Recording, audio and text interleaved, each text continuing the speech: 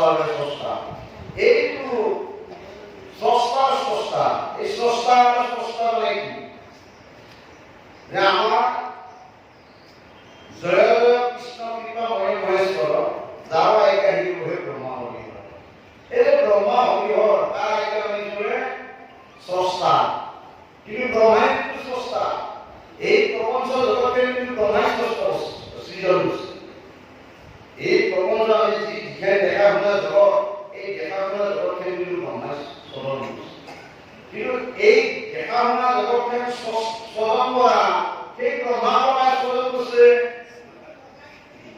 তোজু নাভি কমলত ব্রহ্মহীরা নহয় অর্থাৎ ভগবন্ত নাভি পদ্ম পৰা কার জন্ম হয়েছে ব্রহ্মার জন্ম হয়েছে তখন এইজন স্রষ্টা এইজন কিন্তু স্রষ্টা তুমি সর্বদ্রষ্টা মানে কি কেউ কারো আসলে জানা থাকা নাই আমার কিন্তু চকুর লাইবি নাই ইয়াতে সম্ভব আমি গেছো সম্ভব দেখা নাই মনে আমি চাওঁ বিভাগৰ পৰা কিন্তু অন্তৰ দৃষ্টি ডাঙৰ দৃষ্টি দুই ধৰণৰ এটা দৃষ্টি আমাৰ এই ভগৱন্তৰ দিয়া মায়া চকুৰা আৰু এটা আছে না অন্তৰে বিচৰা অন্তৰ দৃষ্টি আমাৰ নাই অন্তর দৃষ্টি কার আছে দৈব নিয়ন্ত্রণ কৃষ্ণ আছে আর দৈব নিয়ন্ত্রণ কৃষ্ণ এই অন্তর দৃষ্টির কারণে কি কইছে না চৈত্যটা অষ্টম প্রহরী আমার মাজত হইছে তুমি মোক ভান্দা তোমাক মই ভান্দুৱে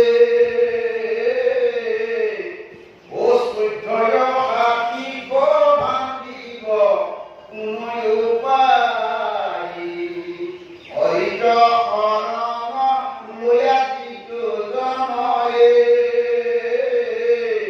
হৰিত চৰিত্ৰ শ্ৰৱণ কীৰ্তন কৰি নহয় যে তোমাক মই ভাবিলো তুমি মোক ভান্দা সূৰ্য হামি ভাবিলো এই সূৰ্যৰা অষ্টম প্ৰহৰীৰ জড়িয়ে দৈব নিয়ন্ত্ৰণ কৃষ্ণই প্ৰপঞ্চ জগতৰ সকলকে দৃষ্টি দিয়েছে সকলে আপোনালোকে চকু দিছে আৰু কোনোবা কাৰণত পিঠা জগত তাতেও চকুটো দিছে বোলে কেৱল চকু সকলোৰে তাতে আছে কাৰণ দৰকাৰ আমাৰ নাকবিলাক এইটা অনুভৱ কৰিব পাৰে যে আমাৰ অন্তৰ্দৃষ্টি এই অন্তৰ্দৃষ্টি কথা কৈছো নাকবিলাক এইবিলাক কথা অনুভৱ কৰিব পাৰে আপনাৰ কাষত থকা ল'ৰাটো আপনি ভাত খাই থাকোঁতে আপনি হোষ্টেলত থকা ল'ৰাটোৰ কথা মনত পৰি আছে দেখিবা কি পালা আহি মানে আমি এই যে তিনিটা আপনি ভাত দি আছে তেওঁলোকক কিন্তু কোৱা নাই কিবা আপোনাৰ মনে দি আছে কিবা খালা নাই কেনেকৈ খালা কিবা খালা নাই তাৰপৰা কি দিলা ইয়া আলুৰা বস্তু দি খাই দিলে ভাল পায় মনে কিন্তু এই মনৰ যিটো অন্তৰৰ যিটো চেতনা এই চেতনা কিন্তু আপোনাৰ এই দূৰত থকা ল'ৰাটো প্ৰিয় তাৰমানে দূৰত থকা ল'ৰাটো আপোনাৰ চকুৰ ভাই এই ধৰণৰ কাৰণে বৈজুৰীৰ অন্তৰ্দৃষ্টি গতিকে এই অন্তৰ্দৃষ্টি মাতৃসকলে এই কথা ভালকে বুজিলে আমাৰ পিতৃসকল কৰিও মাতৃসকল পিতৃসকলক পঠোৱা মাতৃসকল কি জানা একেবাৰে কম সেইকাৰণে মাতৃৰ হৃদয় কমল বুলি কৈ এনে নহয় মাতৃৰ হৃদয়বিলাক এইকাৰণে কমল মাতৃবিলাকে তৎক্ষণাৎ মানুহৰ দুখৰ বজাটো নিজৰ তাত জাপি ল'ব গতিকে সেইকাৰণে তুমি সৰ্বদ্ৰষ্টা তুমি সকলোৰে দ্ৰষ্টা তুমিয়ে কালৰ ঈশ্বৰ তুমি কালো ঈশ্বৰ কাল মানে সময় নহয় আৰু এই কালে ঈশ্বৰ তাই কৈছে এই কথাটো কৃষ্ণই কৈছে সিনাইৰে লাগিলা কৃষ্ণে মেৰি আঙ্গুলি এহেঁতে ঈশ্বৰ কৃষ্ণ পালক বুলি কৃষ্ণ ছবি এই কথা কৈছে যে এহেঁতে ঈশ্বৰ কৃষ্ণ পালক বুলি এওঁৱে কাল আৰু এওঁৱে ঈশ্বৰ গতিকে আমাৰ কাল আৰু ঈশ্বৰ এটাই নহয় যেনেকে মেঘ বতাহে মেঘক ছিন্ন বিচ্ছিন্ন কৰি দিয়ে কালেও আমাক ছিন্ন বিচ্ছিন্ন কৰি দিব পাৰে কিন্তু বতাহে মেঘক ছিন্ন বিচ্ছিন্ন কৰি আছে মেঘে কিন্তু নাজানে নহয় মেঘে নাজানে কিন্তু ঠিক করলো আমিও আমার এই কারণটি ভগবান বলে যে আমার একে লব বসে আরো হাত ধরা করি উদাহরণ করবে বাড়িঘাট নদীটা সবসু একেবারে পাহাড় করা সব ভাঙি চিনি আইনের নিজের রোগ বুঝিয়েছে আরো করবা যায় মস্ত ধুমাটা বালি সব করেছে বিরাট খানা বালি সব আইনটি যাওয়াতে একটু সব আসিল হয়ে এবার নতুনকে হয় এই সব এই যে আমি এই যে আসু আমার যে গৃহস্থ বিলাস আছে আমার যে ঘর বিলাস আছে এগুলা নিয়ে একটা বালি সব আপনারা আবার তো কেনে বালি সব কারণ এই যে নদীর বালিটা সব বইতে এখানে এসে নাকি একদিন একটু আহা নাই আতি অলপ আহি পেলাই সব হয়ে গেল আমারও কি জানে নাই আজি বাপেকে সন্তান জন্ম দিলা সন্তান আহি সন্তান বিয়া পাতিলা বোৱাৰী আহি তাৰমানে এবাৰ লাগে আহিছে বোৱাৰী আহাৰ 2-1 বছৰ পাছতকি আহি নাতি আহি এওঁ কিন্তু একেলগে আহে প্ৰত্যেকে আমি অকলে আহি পেলাই এটা আলিশ্য হৈ গ'ল সেইটো আমাৰ আলিশ্য আমাৰ এই পৰিয়ালবিলাক আলিশ্য যাওঁতে 2 নম্বৰে গোটেই একেলগে ভাল যদি আমাৰ বানপানী আহে আলিশ্য একেলগে উঠি লৈ গুচি যায় আৰু যদি বানপানী আহে সৃষ্টিৰ নিয়ম যে আমার আপাই গেল আমার ভিতরে বাপাই গেল বাবার ভিতরে এলাকা একেবারে যাও নাই ঠিক আমিও এই বালিশ্বর আহি কেতিয়াবা জমা আছো লাগি নতো 7 দিন লাগে ফুটি গৈছো আৰু এই 7 দিন ফুটি হে কৰাৰ পাছত আমি গৈছো লাহে আমি এই বালিশ্বৰটো আমাৰ নাইকিয়া হৈছে এইটোৱে সংহাৰ এইটো জীৱন বৃত্তান্ত এইটো কথাই কৈছে কি যে তুমি তুমি হে কাল ঈশ্বর গতিকে কাল ঈশ্বরে আমাক কেতিয়াবা অৱমাই দিয়ে আৰু কেতিয়াবা আহি আমাক আপনাইও দিয়ে এই কথাটো কথাই জানিব পাৰি স্তুতি হিচাপে আমাক জনাই আছে আৰু তেওঁ ভগৱানৰ স্তুতি কৰি আছে তুমি পৰমাত্মা পৰম পুৰুষ জীৱৰ তুমি হে গুটি হেৰা প্ৰভু তুমি নাজানি তুলিল পূজা কিমন্দি চাওকচোন অকল কেনেকুৱা চৰিত্ৰ হ'ব লাগে নহয় জ্ঞান শূন্য ইয়াতি পশু পক্ষী জাতিয়ে তোমাক তাকৈ অনুগ্ৰহ কৰি আছা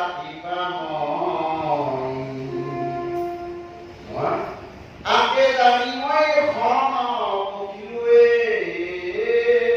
আমাৰ তোমাৰ বেজিকে উচিত এইবাৰ মন ভক্তি কৰিছে যে জ্ঞান আমি পশু পক্ষী জাতি যে আমাৰ পশু আৰু পক্ষী কৰি উদ্ধত জ্ঞান হোৱা নাই আমাৰ যিটো আমাৰ দুটা কোষ কেৱল দুটা কোষ জ্ঞানৰ কোষ আৰু আনন্দময় কোষ আমাৰ বিকাশ নাই গতিকে আমি এটা পশু হাত আৰু এই পশু ভাৱনাটো আমাৰ এইটো আমাৰ তলত পৰা ভাৱনা এই তলত পৰা ভাৱনাটোৱে আমাৰ মূল বস্তু আমাৰ অলপ পাছতে সৰল কথা আহিব আমি মূল কৰা বস্তুটো যে আমি কিয় আমি নিজকে সৰু কৰি ল'ব লাগে এই কথাটো আপোনালোকক অলপ পিছত আমি কম যে গতিকে আমি পশু পক্ষী জাতি আমাৰ ভাৱনাটো বিশেষকৈ ভগৱতৰ ভাৱনাটো সদায় কি হ'ব লাগে এনেকুৱা একেবাৰে সৰু হ'ব লাগে যে আমাৰ পৰিয়াল তাৰমানে নিজ জাতি পৃথিৱীত নাই কাৰণ একেবাৰে সৰু হৈয়ে চব শিকিব পাৰে কিন্তু যদি আপুনি একেবাৰে ডাঙৰ হ'ব যায় তেনেহ'লে জীৱনত আপুনি একো শিকিব নোৱাৰে আৰু জীৱনত যদি আমি শিকিবই নোৱাৰো এই জীৱনটোৰ মূল্য এটা কি নোৱাৰি তুমি পৰমাত্মা এই পৰমাত্মা বুলি কৈছে ইয়াৰ এটা ৰহস্য আছে ইয়াতে কৃষ্ণ বনাই ভগৱান কোৱা নাই কিয় পৰমাত্মা বুলি ক'লা? আমাৰ ভগৱানৰ নাম কেইবাটাও, এটা নাম ব্ৰহ্ম, এটা নাম পৰমাত্মা, এটা নাম ভগৱন্ত, নহয় এটা নাম বিষ্ণু, বিষ্ণু। এই নামবিলাক কিয় বেলেগ বেলেগ? উপাসনাৰ পদ্ধতি বেলেগ। আমাৰ উপাসনাবিলাকৰ পদ্ধতিবিলাক বেলেগ বেলেগ কাৰণ এই জামুবন্ত আছিল জ্ঞান মাৰ্গী যোগ সাধক।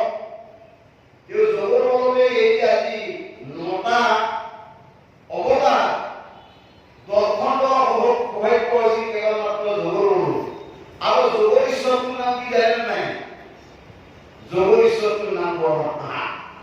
সেইকাৰণে যোগৰ ঈশ্বৰ ভগৱন্ত পৰমাত্মা, ভগৱতৰ কাৰণে ভগৱান ঈশ্বৰ, ঈশ্বৰৰ কিয় ভগৱান আৰাধনা নাম ঈশ্বৰ। এইকাৰণে একেবাৰে ওচৰত পাওঁ কাৰণে ঈশ্বৰ, কাৰণ সমস্ত হৃদয়ত থকাৰ কাৰণে তেওঁ নাম ঈশ্বৰ। ভগৱতৰ ভগৱন্তৰ ঈশ্বৰ, ব্ৰহ্মবেত্তা ঋষিসকলৰ কাৰণে তেওঁ ব্ৰহ্ম, আৰু যোগীসকলৰ কাৰণে তেওঁ পৰমাত্মা।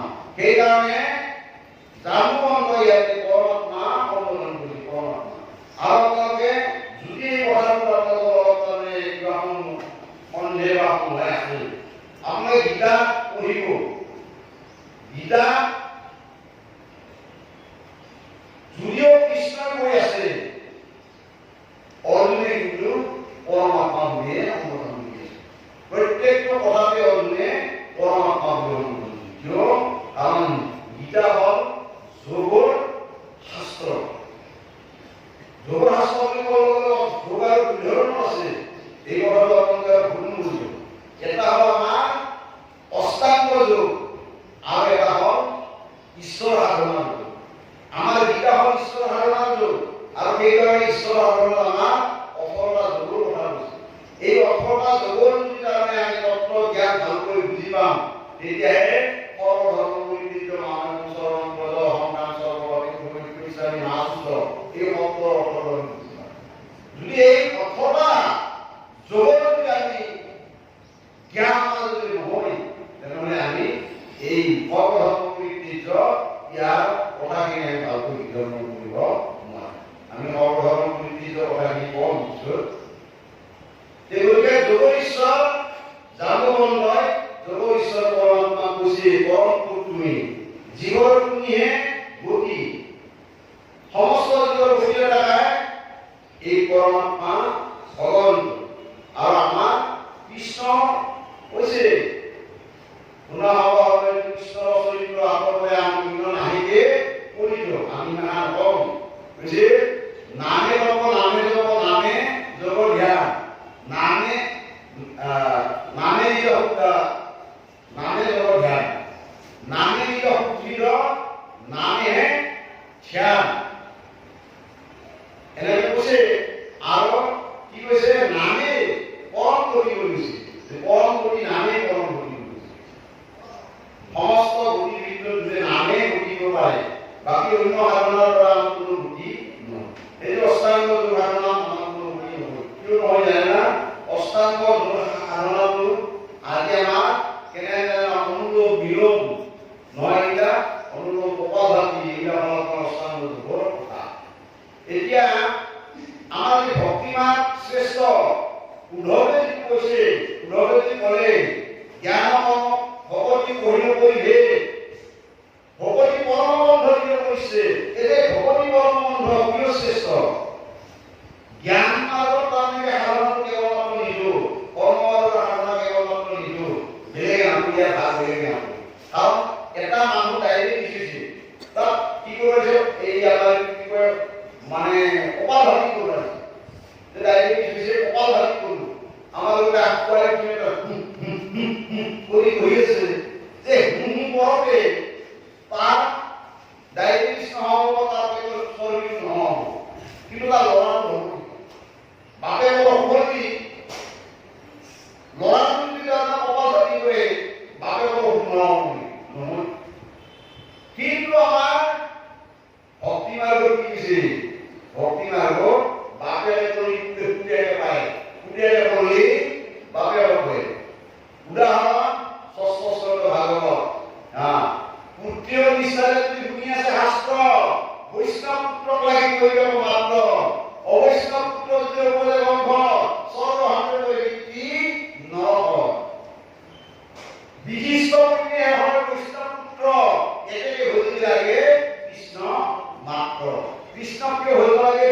পুণ্যৰ কাৰণে পুণ্য আমাৰ এটা বিশিষ্ট আছে আৰু আমাৰ এই দান দক্ষিণা এইবিলাক দিলে যি পুণ্য হয় এইবিলাক কয় কিন্তু বিশিষ্ট পুণ্য হয় নাই অৰ্থাৎ হৰিনামৰ পৰা আমি যিখিনি পুণ্য পাম তাত হয় নহয় কিন্তু বাকী অন্য সাধনাৰ পৰা যিবিলাক পুণ্য আমি পাম কি কয় তাৰমানে স্বৰ্গ যাব স্বৰ্গৰ কাৰণে পুণ্য হলে ৰাখি মাৰি দিয়ে নহয় এইটো কয় কিন্তু আমি কৃষ্ণ ভজনা বুলি যিখিনি পুণ্য আমি অৰ্জন কৰিম এইখিনি হয় নহয় সেইকাৰণে কি যে বিশিষ্ট পুণ্যহে হয় বৈষ্ণৱ পুণ্য বিশিষ্ট পুণ্য আৰু এনেকুৱা বিশিষ্ট পুণ্য যাৰ আছে তাৰহে বৈষ্ণৱ পুত্ৰ হয় সেইকাৰণে প্ৰহ্লাদক কি কৈছিল প্ৰহ্লাদে কৈছিল যে মোৰ পিতৃ নিদিয়ে মোৰ ঘৰ এতেকে হিল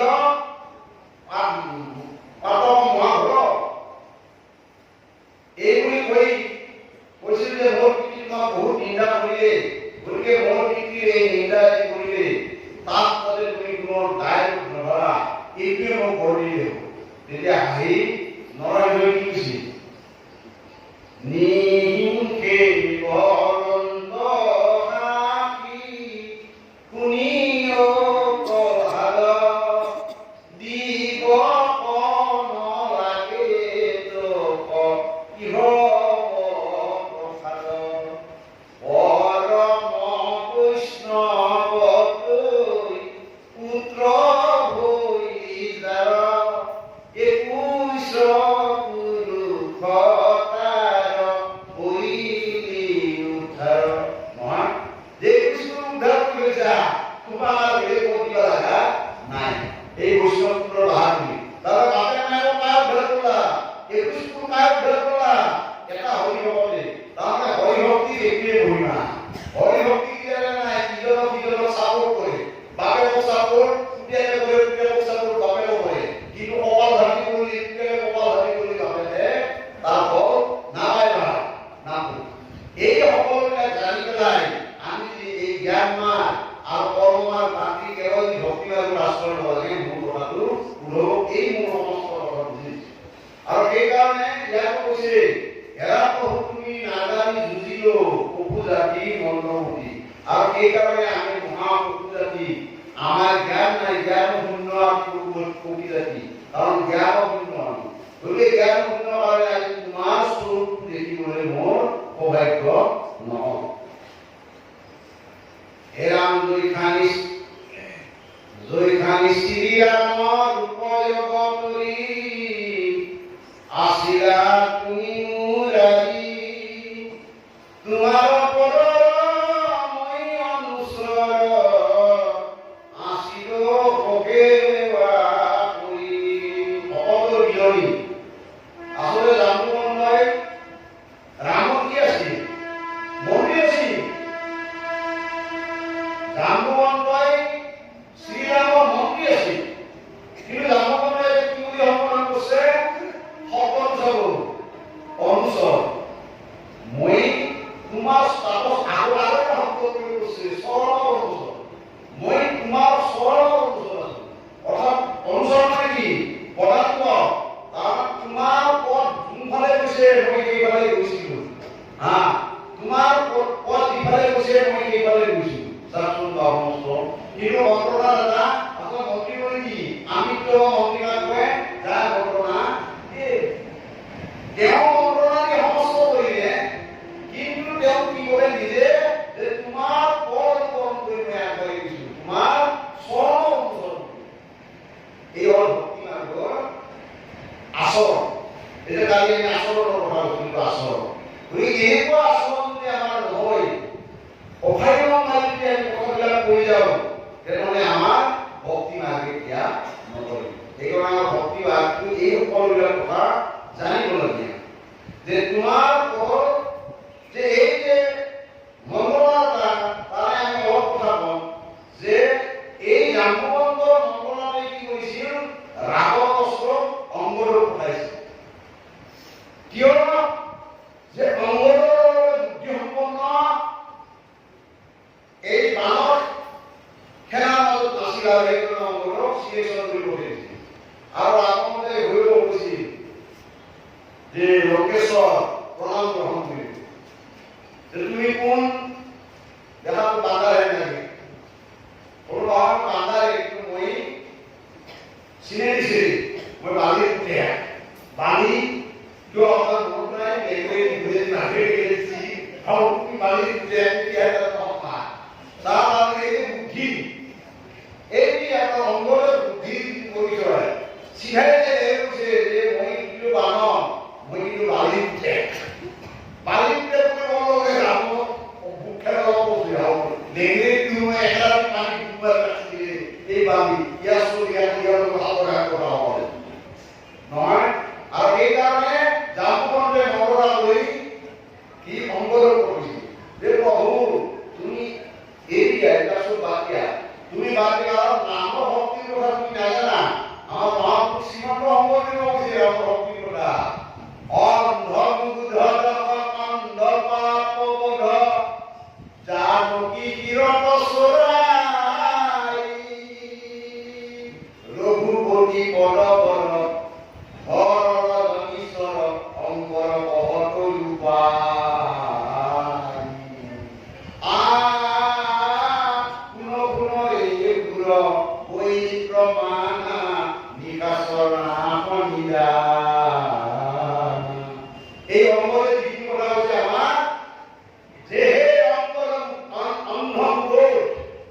রাবণ জানকী মারাত এনে অঙ্গলে বসে জানকী মারাত কই রঘুপতির হে স্মরণ কর শ্রেষ্ঠ স্মরণ তাই তুমি কি হ নিবেদন কর আর তুমি তোমার দোষ স্বীকার কর আর তেতিয়া তোমার সমস্ত মঙ্গল হব আর আমাকে সেইটো হৈছিল কেইটা যুগ আমাৰ এই কলিযুগৰ পাপ শ্ৰীমন্ত শংকৰদেৱে কৈছে হে অন্ধ বুদ্ধ দশকণ্ড দশকণ্ড পাপ ৰাৱণৰ দশকণ্ডী নহবা এনেকুৱা মহামূৰ্খ নহবা ভুল নকৰিবা জানকী কিয় কৰি গৈ জানকী কহায় নহয় এই জানকী তাৰমানে জানকী হল এই আমাৰ লক্ষী লক্ষী আমি বাকচত ৰাখা বুজিব ৰাখা নহয় লক্ষী কাজ আমি জানে নাই কেৱল মাত্ৰ কৃষ্ণ গতিকে আমি বান্ধি ৰখাৰ চেষ্টা নকৰিবা গতিকে লক্ষী কি কৰা যায়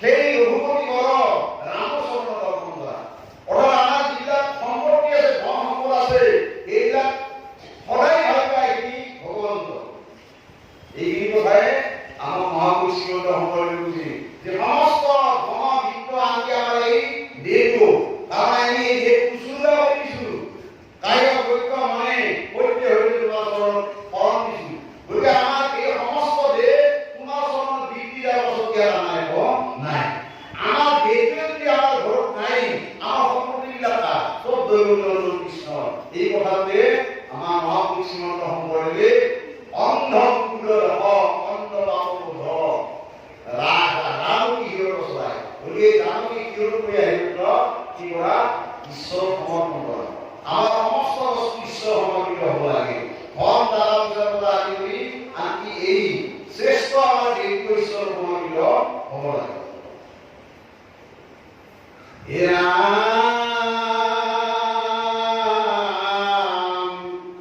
যায়ং পপে পটাক্ষ সতক অম্বিয়া ঘোৰ সাগৰ মালে দিলা পথ কুম্ভীৰ মগৰ অম্বি গৈল জলচৰ বাপ কিবা বুঝি নহয় তিৰবে যেতিয়া আমি হাতত লোৱা তেনেকা হলি দেখা হোৱা সাগৰে বোলে ইবে ঘূৰালে গোটেই যালে জলসনকাৰী বান ইবে তুমি মাৰি দিলে মোৰ যদি সাগৰৰ অস্তিত্বই নাথাকিব গতিকে মোৰ এই অস্তিত্ব বিপন্ন কৰি পেলাই কোন ভালকে চাই যাওক কিন্তু জগতপতি তাৰমানে এই জগতপতি গায় ভগৱতে আমি কি কথা কৰো কৈছে জগতপতি গায় তেওঁ ৰত্নাকৰ স্তৱ গৃহ ৰত্নাকৰ স্তৱ গৃহ গৃহিণী স্বপদ্মা ৰত্নাকৰ স্তৱ গৃহ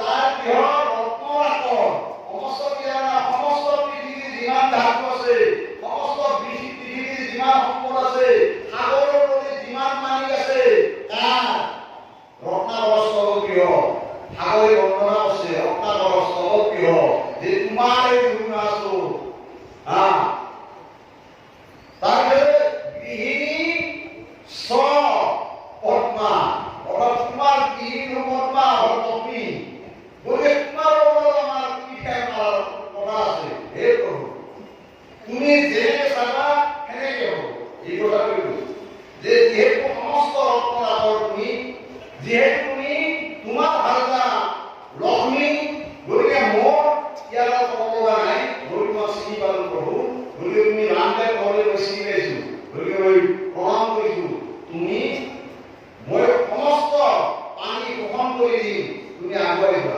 বলো নহয় সাগৰ তুমি এনেকুৱা নকৰিবা কাৰণ না পৃথিৱীৰ এটা অপবাদ বুলি কয় গতিকে এনেকুৱা অপবাদ জড়িত কাম ৰামে নকৰে গতিকে তুমি কি কৰা তোমাৰ এই জগতপথেদি এখন সেতু নিৰ্মাণ কৰা তোমাক দায়িত্ব দিয়া আৰু দায়িত্ব দিলা বানৰ দুজন কাৰিকৰ ন আৰু নীল এই ন আৰু নীলৰ নেতৃত্বত কি হ'ল সাগৰ সেতু বন্ধ হ'ল নহয় চব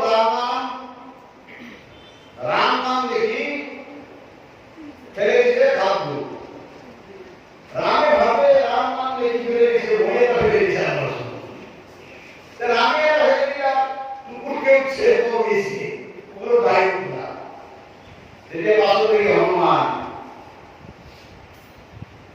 এ রামপতি রঘুপতি রাম রাম রাম রাম রাম তোমার কইয়া পশু গুণ রাম সার বিনাকে দুবন্ধ করি নরে রাম রাম রাম রাম রাম ই দুর্ঘটনা সমুদ্র হয়ে পার যে হাতি খেলে পার হওয়া যাইছে দুর্ঘটনা সমুদ্র বিনা হেতু বন্ধ করে পার হয়ে গেছে গতিকে যারা তোমার কই প্রয়োজন গুণ নাম সার এই কারণে তোমার তোমাকে এই দেখা নাই নিয়ে বলে হারাইছো তুমি চিন্তা করো না নালি রাম কইছে যে মই এলে হারাইছো তুমি আর রেখে দেখা না নয় বলে রাম কই কায় না রাম নাম না হে রাম যাহা শ্রবণ যাহা হয় কাটি ভূমিত বেলাইলা রাম রখ হির লঙ্কা পড়িলা দেব কথাইলা হইলা ভাব ভূমির আসিয়াম সল অকাল কারণ যিটো আছিল লঙ্কা দহন কৰি পেলাই কি কৰিলে জগত উদ্ধাৰ কৰি দেৱৰ আহত উদ্ধাৰ কৰিলে হে ৰাম হে প্ৰভু তুমি মোৰ ঈশ্বৰদেৱ অনুগ্ৰহসকল ৰাতুল চৰণে পখিলো শৰণে ৰাখিও বৃত্ত বছ আপোনালোকে বহু বছৰ ভাগৱত শুনিছে নহয় এই জাম্বুবন্ধই 28 দিন ভগৱন্তৰ লগত যুদ্ধ কৰাৰ পিছত তেওঁৰ মনত চেতনা লাগিল কি হলি যে ৰাতুল চৰণে পখিলো শৰণে ৰাখিও বৃত্ত চৰণে বৃত্ত বৎস যে তুমি বৃত্ত বৎস তোমাৰ চৰণত মই শৰণাগত এইটোৱে আমাৰ শৰণ শৰণ বুলি ক'বলৈ আমাৰ এটা শব্দ নহয় কালিক শৰণ কৃষ্ণ মধ্যনা ন এই কৃষ্ণৰ মধ্যনা ন এই তিনিটা শব্দই শৰণ নহয় শৰণাগতি স্বয়ং ই অনুপ্রেরণ সংকল্পহম প্রতিবেশ্য বন্ধনম রক্ষণী দৃঢ়বিশ্বাসম কর্তৃত্ব বরণ যথা আত্মা সংক্ষেপণম কৃপণম সদ্বিধা শরণ এই শরণাগতি ছয় শরণাগতি এক নম্বর কি আমি এটা শরণ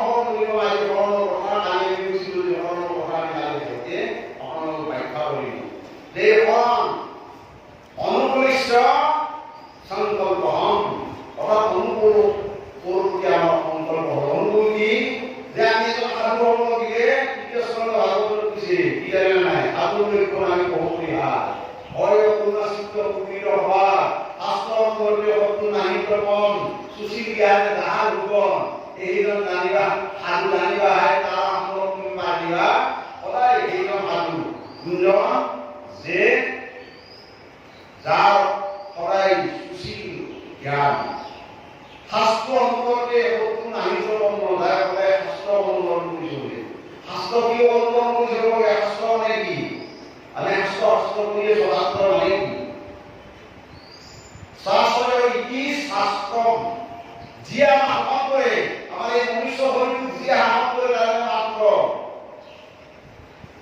আমাৰ এখন কিতাপে চব কিতাপে আমাৰ মনুষ্য শৰীৰক শাসন কৰিব নোৱাৰে আৰু সেইকাৰণে সেইবিলাক কিতাপ কি বুলি কৈছে এই কিতাপ কি কৈছে জানে নাই কাকতুল্য বাণী পোহৰতে ৰতি ভকতৰ নাই তাৰ বিয়া মহিলা ভকতৰ বিয়া নাই কাকতুল্য বাণী পোহৰে ৰতি বুলি কৈছে যিটো বাইকে নাম নাই কৃষ্ণ চৰিত্ৰ উৎকৃষ্ট গৰ্ভটো ইটো অপবিত্ৰ উৎকৃষ্ট গৰ্ভটো একো পবিত্ৰ গতিকে য'ত হৰিনাম আছে হৰিণী শাস্ত্ৰ মন কৰিব লাগিব আৰু এই শাস্ত্ৰৰ মন কৰি যিসকলে চলিছে তেওঁ ভগৱানৰ মতে চলিছে অৰ্থাৎ ভগৱানৰ আইন অমান্য কৰি তেওঁ চলায় শাস্ত্ৰৰ মন কৰি যিসকলে চলিছে তেওঁলোকৰ ভগৱানৰ নীতি নিয়ম মতে চলিছে আৰু ভগৱানে আমাক নীতি বান্ধি দিছে এইখন আমাৰ কি জানে না মেনু আমাদের গাড়িখান কিনা লোক এখন কষ্ট করবে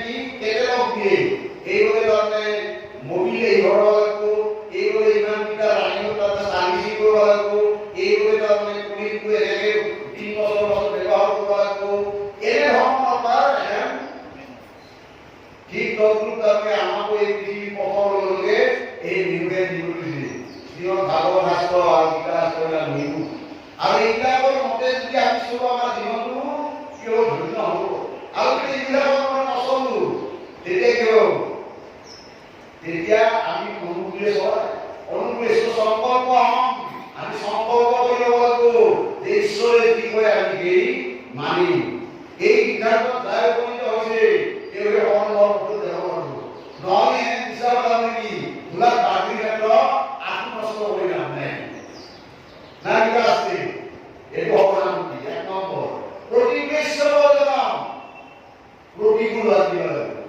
এতিয়া প্ৰতিকূল কি হৈছে তুলসী আছে এটা কথা কৈছে কি যে নিৰ্মল জনমন মোহি পাই মোহিত সৰল পৰ্বত ছিদ্ৰ পঢ়ি ভাবাই অৰ্থাৎ যিজনৰ মনটো নিৰ্মল পবিত্ৰ তেওঁ পাব অৰ্থাৎ কাম তেওঁৰ মনটো অনুকূলিত সংকল্প কিন্তু সেই মনটো যদি সেনেকুৱা নহয় কি হয় মোহিত অৰ্থাৎ মায়াত বন্দী হৈ থকা মন তাৰপিছত চল সদায় আমি চলনা কৰিছিলোঁ কপট কেৱলমাত্ৰ আমাৰ কপটতাটো আমাৰ থাকে আৰু কি ছিদ্ৰ এই সকলোবিলাক ছিদ্ৰ যদি আমাৰ থাকে সেইটো কি হ'ল প্ৰতিকূল কৃষ্ণ প্ৰতিকূল হ'ল আৰু সেই প্ৰতিকূল চৰিত্ৰ যাৰ আছে তেওঁ সহন হোৱা যায় লাভ হয় প্ৰতিকূল ঈশ্বৰ বৰ্ণন হেৰি নাহে হ'ল চল কপট এই সকলোবিলাক যাব লাগিব কৃষ্ণ মায়াত মোহিত হৈ থাকিব লাগিব এইটো হ'ল তাৰমানে প্ৰতিকূল ঈশ্বৰ বৰ্ণন দুই তাৰপিছত আমাৰ বিশ্বাস দৃঢ় বিশ্বাস মানে ৰচনী দৃঢ় বিশ্বাস যে আমি দৃঢ় বিশ্বাসী হৈ চলিব লাগিব কেনেকুৱা দৃঢ় বিশ্বাসী যে আপোনালোকে টাটা চেণ্টাৰ কওঁতে যদি এটা নতুন কোম্পানী থকা কোনোবা এটা এজেণ্টে যায় আজি মই কবা বহিলা আহিব তাৰমানে অচিন্তা পইচা মাৰা কোম্পানী মাৰি দিব লাগিব গতিকে আমি কেনেকুৱা কোম্পানী পইচাবিলাক আমাৰ ধনবিলাক থবা বিচাৰোঁ যিটো কোম্পানী বিশ্বাসযোগ্য যিটো প্ৰতিষ্ঠান নিৰ্ভৰযোগ্য সেনেকুৱা কোম্পানী দি আমাৰ ভ্ৰমণ কৰিবলৈ থব ষ্টেট বেংকৰ লগালগ থনাখিনি কৰি আমাৰ চিন্তা কৰা কৰি থাকে ঠিক তদ্ৰুপ তাৰমানে কেনে নহয় এলআইচি এটা কি কৰোঁ বীমা কৰোঁ যে নিশ্চিত আহিব পাম মূল্য হওক নমূল্য হওক পাব থকা কিন্তু আমাৰ কিছুমান এনেকুৱা প্ৰতিষ্ঠান আছে এইবিলাক বীমা বুলি পাম না নাই কোনো গেৰাণ্টি নাই তাৰমানে বিশ্বাস নাই গতিকে আমাৰ এনেকুৱা বীমা কোম্পানী আমি কি কৰিব আমি ধন সম্পত্তি যেনেকৈ আমি বীমা আমাৰ বিশ্বাস থকা বীমা কোম্পানী থওঁ আমাৰ বিশ্বাস থকা বীমা কোম্পানীবোৰ আমাৰ এই মনুষ্য শৰীৰৰ বিশ্বাস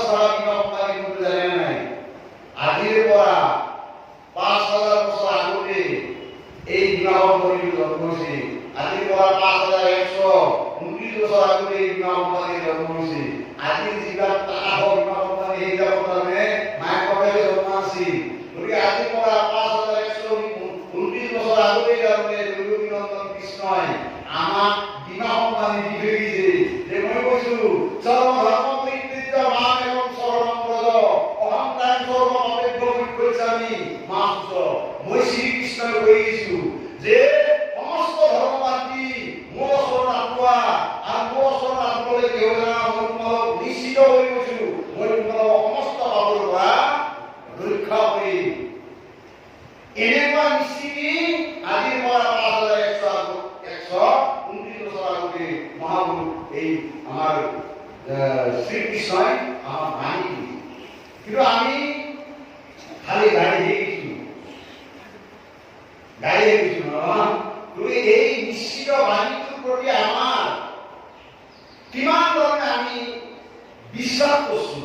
এই নিশ্চিত বাণী, এই নিশ্চিত বাণীটোৰ প্ৰতি আমাৰ বিশ্বাস কিমান এইটো আমি জানিব লাগিব।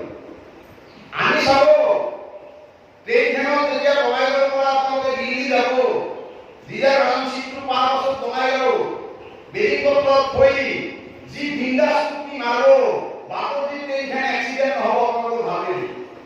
কাৰণ ৰিজাৰ্ভেশ্যন টিকেট কি চিন্তা আছে? আৰামছে বিন্দাছ এচি ৰুমত কম্বল খাই ঘূৰি হেপকে বাগাই দিছে। দিনতো হতবাক হৈছে। বিশ্বাস কিমান? সেই এচি ৰুমৰ ৰিজাৰ্ভেশ্যন চিটটোৰ ইমান বিশ্বাস, কিন্তু মাক দৈৱকীনন্দন কৃষ্ণই মুখেদি কৈ গৈছে সৰ্বধৰ্ম পৰিত্যাজ্য মাম এৱং শৰণং ব্ৰজ। কিন্তু কিয় আমাৰ বিশ্বাস নাই? কিয় আমি এই বিশ্বাস কৰিব পৰা নাই? যদি আমাৰ এই ৰিজাৰ্ভেশ্যন চিটটোৰ ইমান বিশ্বাস, আপোনালোকে আমাৰ বিহাৰী ভাইবিলাকে পুৰুষে লৈ আহে আহিলে কি কৰে জানা? বনোৱা দেচোন ভালকে চাবি দি। যেতিয়া বনোৱাই ক'ৰ পৰা আহিছে, মানুহ মাৰিছে না কোন মাৰি আহিছে চিনি নাপায়। বনোৱা ক'ৰ পাতি দিছে আৰু বনোৱাই কি কৰিছে? পুৰুষে কৰিছে। কিমান বিশ্বাস আছে সেই পুৰুষৰ প্ৰতি? কিন্তু পুৰুষে একেবাৰে যে আমাৰ এই পুৰুষেৰ প্ৰতি, আমাৰ ৰিজাৰ্ভেশ্যন চিটটোৰ প্ৰতি আমাৰ ইমান বিশ্বাস, কিন্তু দৈৱকীনন্দন কৃষ্ণ আমি ইমানেই ভাল পাওঁ, তেওঁৰ মুখেদি মুখেদি কৈ যোৱা এষাৰ বাণী আমি আজি কৰি বিশ্বাসত আনিব নোৱাৰিম। গতিকে ৰসতী দৃঢ় বিশ্বাসম এই তিনিটা অনামতি এই তিনিটা শৰ্ত। তাৰপিছত কৰ্তৃত্ব বৰ্ণম তথা কৰ্তৃত্ব বৰ্ণম তথা তাৰমানে কি জানে নাই? সিহঁতৰ কৰ্তৃত্ব বৰ্ণে আমি কাৰ তাতে বেছি সুৰক্ষিত, আমি কাৰ তাতে আত্মসমৰ্পণ কৰিম যে আমাৰ আটাইতকৈ সুৰক্ষা দিব পৰা শক্তিটো কি আমি চাব লাগিব। কৰ্তৃত্ব বৰ্ণন মানে আমি গ্ৰহণ কৰা, আমি কোনজনক গ্ৰহণ কৰি ল'ম যে আমাক তাৰমানে কি দিব লাগিব? আমাক চব ফালৰ পৰা আমাক মিলাই দিব লাগিব, চব ফালৰ ৰক্ষণাবেক্ষণ দিব আমাক দিব লাগিব। এই কৰ্তৃত্ব বৰ্ণন অৰ্থাৎ আমাৰ আইসকলে মন কৰিব কাৰ জীয়েক ক'ত ডাঙৰ হৈছে, কি কথা কি বাৰ্তা। 5টা মানুহে কৈছে যে আমাৰ ছোৱালীটো আমাৰ ল'ৰাটো কৰি হৈ গ'ল ৰাতি চব চেপে। আমাৰ এখন চালে ধৰি গাল বিয়া মাৰো বন্দবস্ত হৈ গুচি আহিছে। তাই এবাৰ ভবা নাই এই পিতা আহোঁ যি ভাবছে সেইটোৱে উত্তৰ নহয়, কিন্তু একবাৰ ভবা নাই মনৰ কথাটো যে মই পিতা কলা মই বিয়া হম না এনেকৈ নাভাবে। কিন্তু ছোৱালীটোৱে বিয়া হৈ গ'ল আৰু বিয়া হৈ যায়। বিয়া কেতিয়া হয়? বিয়াৰ কেইটা বাজে আমাৰ বিয়াৰ বৰ দুয়ো হাত আছে নহয়। বিয়াৰ বৰযাত্ৰী হৈ যায়। বৰ মানে শ্ৰেষ্ঠ, বৰ শব্দটোৰ অৰ্থ শ্ৰেষ্ঠ। এই বৰযাত্ৰা হৈ যায় হাজাৰটো বিয়া হৈ আছে। কিন্তু কেতিয়া এটা বিয়া একেবাৰে সামাজিকভাৱে সম্পন্ন হয় এটা সূত্ৰ আছে, যেতিয়া দৰাই কইনাৰ হাতত ধৰিব পানী গ্ৰহণ দৰাই কইনাৰ হাতত যেতিয়া ধৰবা তাৰপিছত কিন্তু আৰু বিশ্বাস নাই, পানী গ্ৰহণ কৰিবই। তাৰপিছত হাজাৰ ধুমুহা যে আজিৰ পৰা তুমি মোৰ হবা মই তোমাৰ হলো। আজিৰ পৰা তোমাৰ যিমান বিপদ আপদ আছে, তোমাৰ যিমান ধুমুহা আহে, এই সকলোবিলাকৰ চাপ বহি তোমাৰ সকলো বিপদৰ পৰা ৰক্ষা কৰি সেই কাৰণে আমাৰ স্বামীটোৰ আন এটা নাম কি জানে নাই? পতি। পাতি পতি, পাতি মানে হ'ল কি জানে নাই? সংস্কৃতত পাতি মানে হ'ল কি? ৰক্ষণাবেক্ষণ দিয়া। আজিৰ পৰা মই সমস্ত ৰক্ষণাবেক্ষণৰ দায়িত্ব তোমাক মই লম। পাতি পতি, সেইকাৰণে স্বামীবিলাকৰ এটা নাম পতি। আৰু আমাৰ তেওঁৰ নাম কি? জগতপতি। আমাৰ ভিতৰত তাৰমানে সংসাৰপতি, তেওঁ পতি কিন্তু তেওঁ জগতপতি। এই জগতপতিজনক তাৰমানে আমি সমাপিত হ'ব লাগে। যেনেকে আপুনি আমাৰ সেই পতিজনক সেই দিনটোত সমাপন হোৱাৰ পাছত সিদিনাৰ পৰা আপোনাক জানে নাই কৈ দিলা নহয় সাহেবে বা তাৰমানে আকৌ ডাঙৰ ডাঙৰ যা এই চাহ দিয়া সিদিনাৰ পৰা আৰম্ভ কৰি দিলা। আৰু যে আছে কি কৰা বাপে ভাত এটা খাব লাগে ক'ত তাৰমানে কেনেকৈ অচিনাকি মানুহক ভাত দিয়া চাহ দিয়া আৰম্ভ কৰি দিয়ে, হয় না? কিহৰ বাবে? কাৰণ পানী গ্ৰহণ কৰিছোঁ, তেওঁৰ প্ৰতি মোৰ বিশ্বাস আছে, তেওঁ পৰীক্ষা কৰিব। সমস্ত বিপদ আপদত তেওঁক মই ৰক্ষা কৰিব গতিকে তেওঁৰ পৰিয়ালটোক ধৰি ৰখাব লাগিব মোৰ। আৰু সেই বুলি সিদিনাৰ পৰা তাৰমানে কি জানা বাপে মাকে চব বান্ধি পেলাই কি কৰিলা? ইখন ঘৰৰ আপন কৰিব। এইটো নাৰীৰ মূল চৰিত্ৰ নহয় যে আমিও এই পৃথিৱীত আহি কি জানে কোনোবাই বাপে মায়ে হৈ আছো, হয় না নহয়? যে আমিও কোনোবাই বাপে মায়ে পচন্দি হৈ জন্মিছো, আমিও তাৰমানে কি আমাৰ কোনোবাই লগত বিয়া হ'ব বুলি আমি প্ৰত্যেকে ভবা নাই। আমিও দৈনন্দিন কৃষ্ণ স্বামীকৰণ কৰাৰ পাছত আমাৰ ইখন ঘৰৰ কি প্ৰয়োজন আছে না আছে? আপোনালোকৰ মাকৰ ঘৰখনৰ কি প্ৰয়োজন আছে? স্বামী ঘৰ আহি পোৱাৰ পাছত আছে নেকি কিবা প্ৰয়োজন? কেতিয়া কৰি আছে জানে নাই? আপোনাৰ 1 বছৰ 2 বছৰ 3 বছৰ মায়ে আহাৰ কথা কৰি আমাৰ ডাঙৰ বিয়া যাব লাগিব, আমাৰ মামাহাৰ ভাইটিৰ বিয়া যাবই লাগিব, খেন ডাঙৰ কৰি আহিব বুলি। কিন্তু যেতিয়া সন্তান ডাঙৰ হ'ল, সন্তানে চাকৰি বাকৰি পালে, বোৱাৰী আহি নাতি আহি তাৰপিছত কি কোনোবাই আহিব কওঁতে আপোনাৰ ডাঙৰ কৰি আমি বনাই হা বুলি কোনোবাই আহি ডাঙৰ বস্তু কৰি আৰু নাইকিয়া হ'ল। সেইখান ঘৰ লাহে লাহে নাইকিয়া হ'ল আৰু এইখান ঘৰ আকৌ মৰিব নহয়। ঠিক ঘৰটো আমিও যিখান ঘৰ পাইছো সেইখান ঘৰ লাহে লাহে তাৰমানে আমি এইখান ঘৰ অহাৰ পাছত এইখান ঘৰ আমি অহাৰ পাছত সেইখান ঘৰৰ কথাবিলাক আমি লাহে লাহে শিকিব লাগিব। 2-3 বছৰ থাকো তাৰপিছত লাহে লাহে শিকিব। কাৰণ আমি সেই ঘৰত আহি কি হৈছো ভগৱানৰ ওচৰত আমি বৰ্তি হৈছো। তেওঁক আমি কৈছো পঠাইছো, তেওঁ আমি পানী গ্ৰহণ কৰিছো। গতিকে তেওঁ পানী গ্ৰহণ কৰিছো যিহেতু তেওঁ আমাক ৰক্ষণাবেক্ষণ দিব এই ভাবি পেলাই তেওঁ কৰ্ম লাগি যাওক। যেনেকৈ আইজনী গিয়ে কৰ্ম লাগিছে, তেওঁৰ পৰিয়ালৰ কাৰণে চোৱা চিতা কৰ্ম লাগিছে, এইটো হয় সিদ্ধান্ত আমাৰ এইবিলাকে শৰণাগতি। এইটো হ'ল ৰসত কি কৰ্তৃত্ব বৰণ তথা। গতিকে আমাক যিজনে আমাক সকলো সময়তে সকলো ক্ষণতে আমাক কি পৰীক্ষা দিবলৈ আমাৰ জ্ঞান হয়, সেইজনৰ ওচৰত আমি আত্মসমৰ্পণ কৰিব লাগে। চালান্না এইটো হ'ল কৰ্তৃত্ব বৰ্ণ। আত্মনিবেদন, কালি আমি আত্মনিবেদন সম্পৰ্কে কৈছো যে আত্মনিবেদন কৰিবলৈ আমাৰ এতিয়াও কেৱল আমাৰ চৈতন্য বৈষ্ণৱ জ্ঞান আছে সেই তেওঁলোকে গম পাব। তেওঁলোকে যেতিয়া কৰ্ম যায় এতিয়াও কাঠ লৈ যায়, কাঠৰ টুকুৰা এটা লৈ যায়। আৰু এই কাঠৰ টুকুৰাটোৰ ৰহস্য একেই। আমাৰ যিবিলাক সন্ন্যাসী আছে দণ্ড লাগিবই। এই কাঠৰ টুকুৰাটোৰ মূল লক্ষ্যটো হ'ল এইটো যে আমি শৰণৰ দিনাৰ পৰা কেৱলমাত্ৰ এইটোটা কাঠৰ টুকুৰা, এই কথা সদায় মনত ৰাখিব। যেনে কেৱলমাত্ৰ এটুকুৰা কাঠৰ টুকুৰা বুলি যদি আমি আমাৰ মনত আমি ঠাই দিব পাৰিছো তেনেহ'লে আমাৰ মন শুদ্ধ। আৰু এই ঠাই দিব পৰা নাই তেনেহ'লে আমাৰ মন অশুদ্ধ। কাঠৰ টুকুৰা কাৰণ কিয় আমি যেতিয়া দণ্ডবোধ হৈ কৰিছো কালি আমি কৈছো যে প্ৰভু এইটো আপুনি আপোনালোকৰ আপোনাৰ বিহাৰৰ প্ৰয়োগ কৰিব পাৰে আৰু আপোনাৰ সিদিনা মানুহৰ প্ৰয়োগ কৰিব পাৰে। গতিকে এই মহানৱী জীৱনটো তোমাৰ ওচৰত সমৰ্পিত কৰোঁ। আজি তুমি মোক যেনেকৈ চলাবা মই তেনেকৈ জুই মোক বোলে তুমি জুইত খৰি হিচাপে ব্যৱহাৰ কৰা, মই খৰি হিচাপে ব্যৱহাৰ হ'ম। আৰু তোমাৰ বোলে সিংহাসন পাতি বোলে তুমি মোক এই সিংহাসনৰ ওপৰত বহিব খোজা, মই তাতেই থাকিম। গতিকে তুমি যেনে কৰা ভাবা আমি তেনে কৰা কৰোঁ। মই বুজিলে অন্তৰতে ঈশ্বৰৰ বাহিৰৰ দেখাই না এইটো আপোনাৰ ধৰ্ম জানো নহয়, তথাপি প্ৰকৃতি নাই, অধৰ্ম নিবৃত্তি নহয়, নিৰ্দিষ্ট হৈ তুমি যেনেকুৱা ভাষানি ঋষিকেশ পৰিণতে নহয় যে তুমি যেনেকুৱা ভাৱে আমাক চলাবা আমি তেনেকৈ চলিম। এইটো হ'ল ৫ নম্বৰ। এতিয়া ৬ নম্বৰটো কি? কৃপণ। কৃপণ মানে কি? এই অলপতে আমি কৈছো যে আমি নিজকে কিমান সৰু বুলি ভাবিব পাৰোঁ, যে এনেকুৱা সৰু আমাতকৈ সৰু আৰু পৃথিৱীত কায়ো নাই। আমি ইমান নিচ যে আমি আমাতকৈ আৰু নিচ এই পৃথিৱীত কায়ো নাই।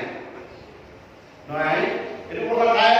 আমাৰ এজন গ্ৰেট দাৰ্শনিক চক্ৰেটিছ কৈছিল যে মই এটা কথাই ভালকে জানো যিটো মই একো নাজানো। মই এটা কথাই ভালকে জানো যিটো মই আচলতে একো নাজানো, কথাই ভালকে জানো। আমাৰ এই ভাৱনাবিলাক হ'লেহে আমাৰ ফল। সেইকাৰণে আমাৰ আজি আপোনালোকৰ এটা ৰহস্য আছে, আমাৰ হনুমান মন্দিৰৰ যাওঁ বহুত নহয়। এই যে হনুমান শব্দৰ অৰ্থটো কি? হনুমান শব্দৰ অৰ্থটো কি আজি আপোনালোকক কৈ যাম মই। হন ইতি মানৱ। সংস্কৃতৰ হনুমান শব্দটোৰ অৰ্থ হ'ল হন ইতি মানৱ। যিয়ে মান হনন কৰিব পাৰে তেওঁৰ নাম হনুমান। আৰু হনুমানে শ্ৰী ৰামৰ দাস হোৱাৰ কাৰণে কিমান নিজ কৰ্ম কৰিছে আপোনালোকে ভাবো। হনুমানৰ চালিচা লেখা আছে ৰামৰ দাস হোৱাৰ কাৰণে, ৰামৰ সেৱা আগবঢ়োৱাৰ কাৰণে বহুত নিষ্কৰ্ম তেওঁ কৰিব লগীয়া হৈছিল। কিন্তু তেওঁ এনেকুৱা কৰ্ম নকৰিলেও হ'ল হেঁতেন, তথাপিও তেওঁ এনেকুৱা কৰ্ম কৰিছিল। সেইকাৰণে অননীতি মানৱ। সেইকাৰণে আমি যিমান আমাৰ মান সন্মান কি কৰিব পাৰো, মান সন্মানৰ প্ৰতি আমি লাভৱান নাথাকে। আৰু সেইকাৰণে এতিয়া ভক্তি যোগত কি কৈছে?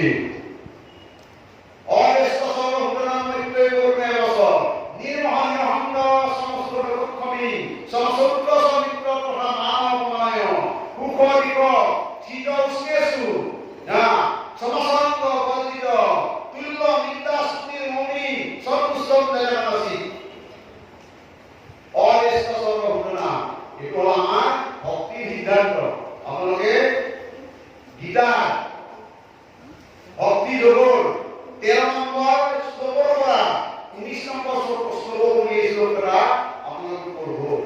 পঢ়িলে বুজি পাব কি কৈছে।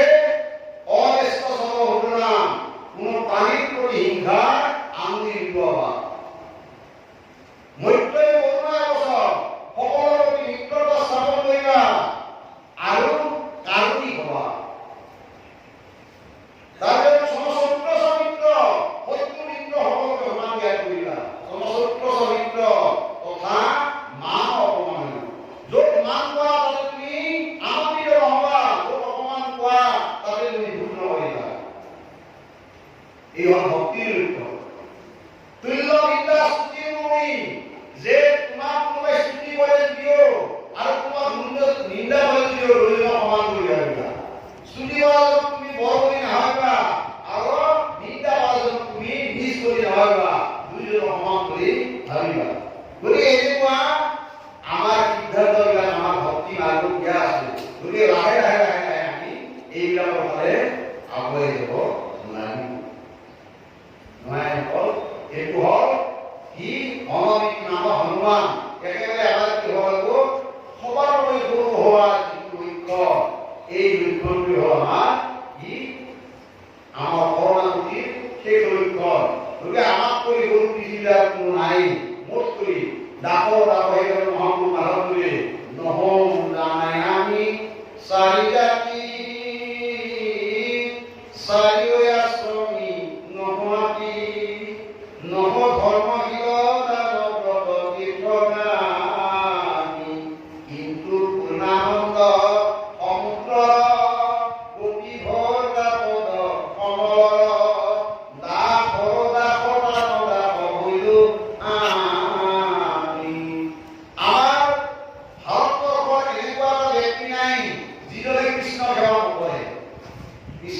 কৃষ্ণ সেৱা কৰাটো এটি সিদ্ধান্ত নহয়। কৃষ্ণৰ দাসৰ দাস, কৃষ্ণৰ দাস তাৰে দাস তাৰে দাস। অৰ্থাৎ 4 নম্বৰ দাসটো যাৰ তাতে কি ঈশ্বৰৰ প্ৰতিমূৰ্তি বুলি হ'ব লাগে। অৰ্থাৎ 4 নম্বৰ দাসটো কৃষ্ণৰ দাস আছিল। মহাপুৰুষ শ্ৰীমন্ত শংকৰদেৱ, মহাপুৰুষ শ্ৰীমন্ত শংকৰদেৱৰ দাস আছিল কাই বোলে মাধৱদেৱ, মাধৱদেৱৰ দাস আৰু কাই আছিল? মাধৱদেৱৰ একেবাৰে চৰম দাস কাই আছিল? নাৰদ চাউল। এনেকুৱা ভকতৰ প্ৰতি তাৰমানে আমি সদায় সেৱা কৰাৰ সুখ অনুভৱ কৰিব। কাৰণ ভকতৰ সেৱাৰ ওপৰতকৈ শ্ৰেষ্ঠ সুখ আৰ নাই। নাম ভগৱান কৈছে আধ্যাত্মিক দুঃখ দুপলকে মা হৰি হৰি হৰি হয়ে সেৱা কৰি হৰি বিহুকে হৰিব বঞ্চিত। নহয় যে আমি সেই সেৱাৰ পৰা বঞ্চিত নহওঁ। সেই সেৱাৰ পৰা কেতিয়া বঞ্চিত হ'ব লাগে? কাকো কৈছে আমাৰ মহাপুৰুষে আমি এই যে ঈশ্বৰৰ সেৱাৰ পৰা বঞ্চিত কেতিয়া হ'ব? তুমি নিত্য দিনত জনমানন তুমিও উপমা তদু সেৱাচুৰ পাইলে মহামায়া তুমিও মহামায়া। যে তোমাৰ সেৱা যেতিয়া আমি চুৰ হম নহয়, তোমাৰ সেৱা তোমাৰ এতিয়া নাই যে আচলতে হাতবিলাক চাপি ধৰি জ্বলাব পাৰো, কিন্তু মিছা টকা লাগে ভক্তি ধৰি কি কৰিব লাগে জানা নাই? এই বাপাই কিন্তু আচলতে অনাছিল। এইটো সেৱাচুৰ, এই সেৱাচুৰ বিপদ তাক কিন্তু মায়ে কৰ্ম আমি কিছু জগনৰ কথা এইবিলাক জগনে আহি নাপাওঁ। এইবিলাক আমাক এই চৰিত্ৰবিলাক গঠন কৰিব নোৱাৰে। গতিকে আমাৰ